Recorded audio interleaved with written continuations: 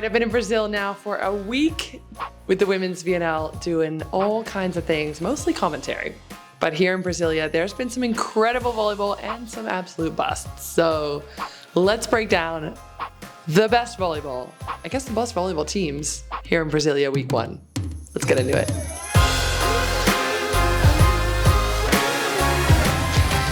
First of all, let's talk about the next generation of Turkish volleyball, because that's what we saw from Turkey. We didn't see the A game. We knew that Santrali was not going to bring his #1 squad. There was no Vargas, there was no Cansu, no Güneş, no Hande Baladin. It was a fresh slate for the Turkish side. So let me introduce you to a few players that he did bring. Yaprak Erkek. Well, I knew this name a little bit because she played in the Champions League. She plays for Eczacıbaşı and they were silver medalists this year, just like 2-3 weeks ago in Istanbul. She's a little bit undersized, but so springy and has an absolute whip of an arm. And we saw her against the Dominican just pop off, top scorer there, which was kind of Turkey's first challenge, that 5-setter against the Dominican. They snuck out with a win just by a hair, but that was big thanks in part to Erkek. They started a little bit slow, but they did improve over that match. I mean, they had something like 20 errors, but they also had 15 blocks. So you can see sparks of greatness on this team. This was a really exciting match to call, and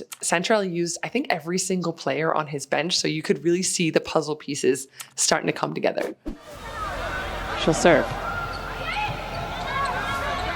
Out of system play. And the Dominican shut down. A monster block is how it's done in the 5th. Turkey.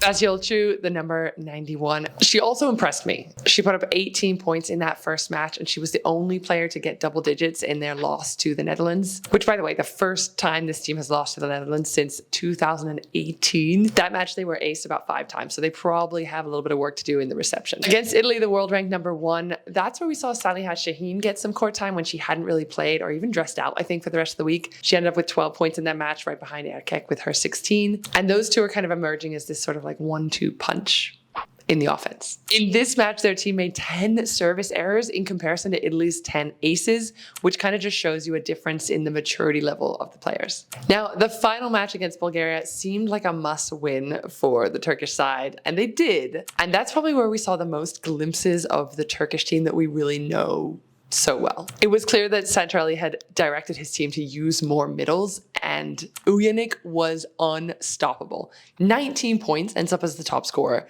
plus 7 blocks, plus 3 aces. The team as a whole had 14 blocks and 6 aces. This was the best by far that we have seen this Turkish team all week long. So there with the swing into the hands. Another bite of the cherry for Bulgaria. Goes again to Stoyanova, who finds the block, and it is a shutout block. And it had to be Uyanik to get that one and to close it out.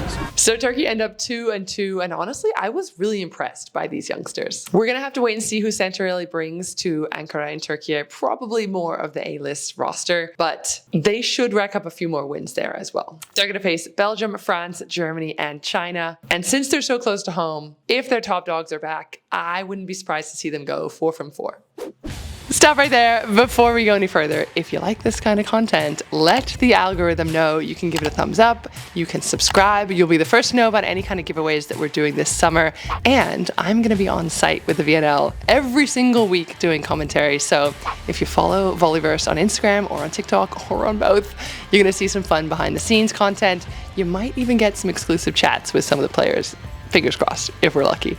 And the Volleyverse Hub is open for business. You can vote on your favorite players, on some match outcomes, MVPs, etc. So, now you know. Back to the video. Up next is Italy, and we knew this was going to be a very different looking team from the reigning world, Olympic, and VNL champions. No Silla, no Oro, no Danesi, no Igonu. But I did recognize a lot of the names from this team from calling the Italian matches this year. They stormed past Bulgaria and the Netherlands, despite having less blocks than we typically see from them because, of course, no Danesi, no Far. They're also trying out Antropova on the outside, so as you can imagine, a few more aces are finding the floor than usual against this Italian squad. But considering she's never played that position before, I thought she actually held her own. It is not easy to go from never having received and only getting high balls to the pin to then being a crucial part of the reception and being targeted pretty much every single ball. So kudos to Antropova.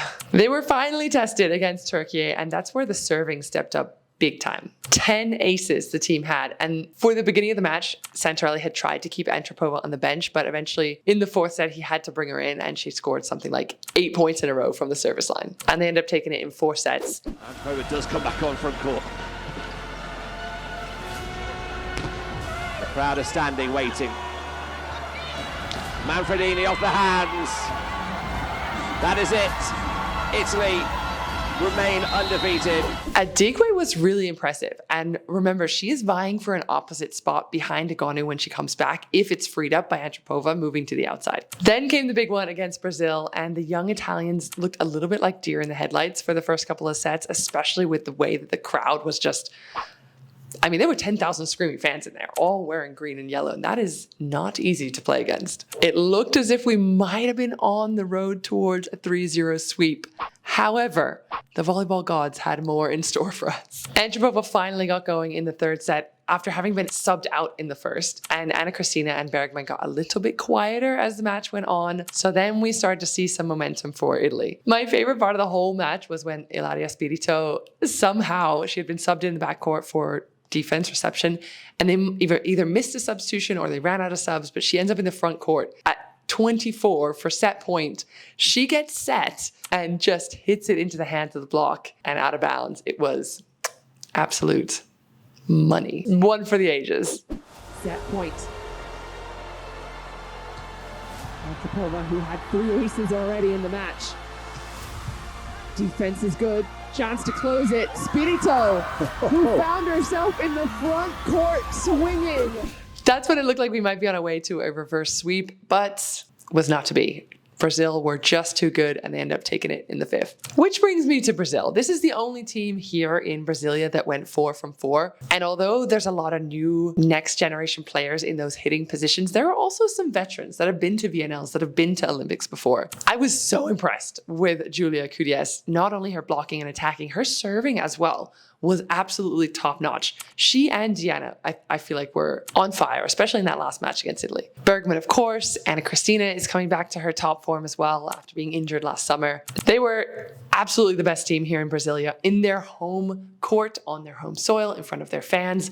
But the question is, can they repeat that when they go into hostile enemy territory? I guess we'll see. Let me know in the comments what kind of content you'd like to see in the upcoming weeks here at the VNL, because I'm in Brazil this week for another week for the men's. And then I'm off around the world traveling like a traveling circus with the VNL. So let me know what it is you guys want to see. Vote for some things on the Volleyverse Hub. Check us out on Instagram, and I will see you in the next video. Way harder to do when I'm not in my studio. We'll get through it, Key. Fingers crossed that this light stays on. Here we go. Oh, I'm not gonna be able to do this without any lights. Time out. We'll be back. Okay. We're just gonna pick up where we left off. Rewind. We will see. I don't know how to finish it. Cha-cha. I don't know where this button is. With my other camera, it's just like, boop, I know exactly where it is. Gotta find it.